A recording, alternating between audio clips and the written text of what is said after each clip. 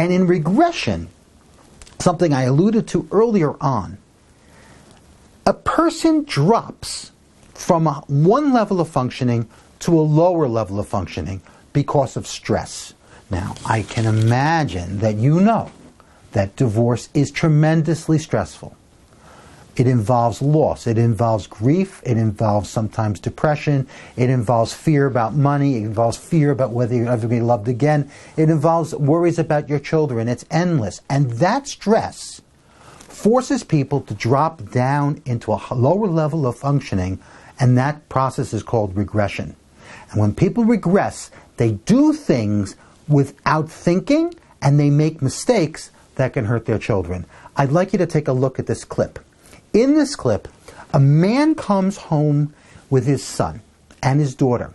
He drives into the driveway and he sees a scooter in the driveway and he doesn't like it. He had told his son many times before, don't put that scooter there. The scooter's there. It's a kid. It's an 11-year-old kid. He made a mistake.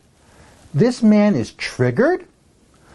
He humiliates everybody and in the end feels humiliated. And this is a sign of regression, a loss of innocence of the children, and a breaking of the intergenerational boundary. I'd like you to see this and feel it as you see it.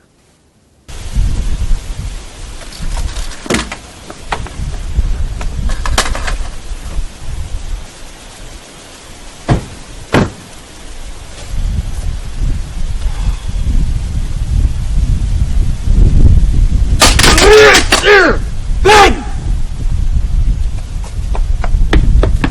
See this, buddy? Yeah. How many times have I told you? How many times do I have to tell you? Dad. Pick it up yourself this time. Shut up. Shut up. Pick it up yourself this time and put it in the garage instead of leaving it in front of me all the time. How many times have I told you, you bring it in there, you don't leave it here. Next time I'm running it over, okay? See this? Take it. Take it. Take it. Okay? Listen, Stop. every single shut up. No. Shut up. No. Listen, every single time you do this and you leave it there, put it back in there now. You're Get out of here. crazy. Shut up.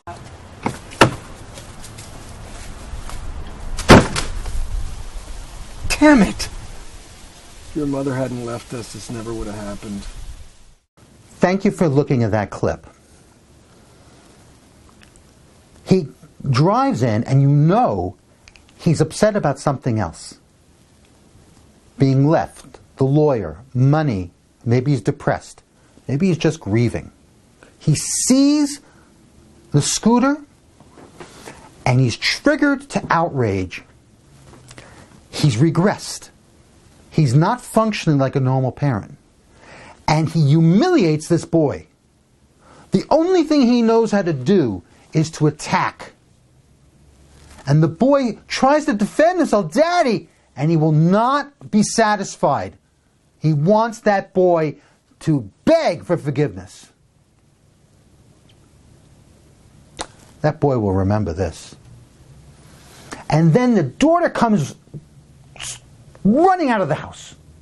I couldn't find the word. It's so powerful. She's coming out of the house in both an outrage and anxiety, and also almost like a parent. In a way, she's been elevated into being what we call a parentified parent. It's almost as if she's going to parent him.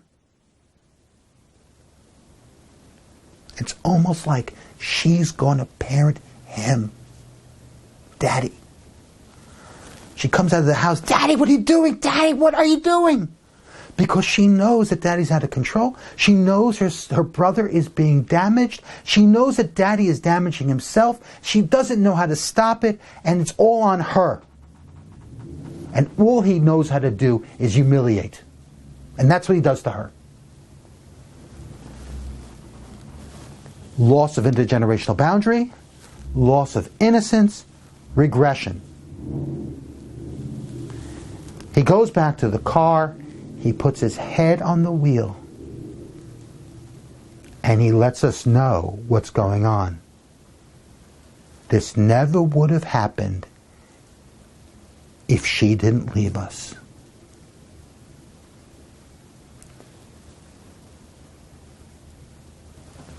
He feels humiliated because he's the leavee, she's the leaver.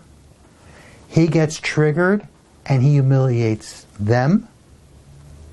She comes out to protect, he humiliates her, and then he's left alone in his grief and anguish, humiliated.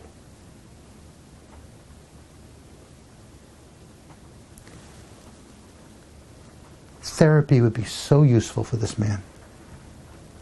To understand what triggers are, to understand his grief, to protect his son from his outrage, to acknowledge to his daughter that she's such a good girl who's trying her best.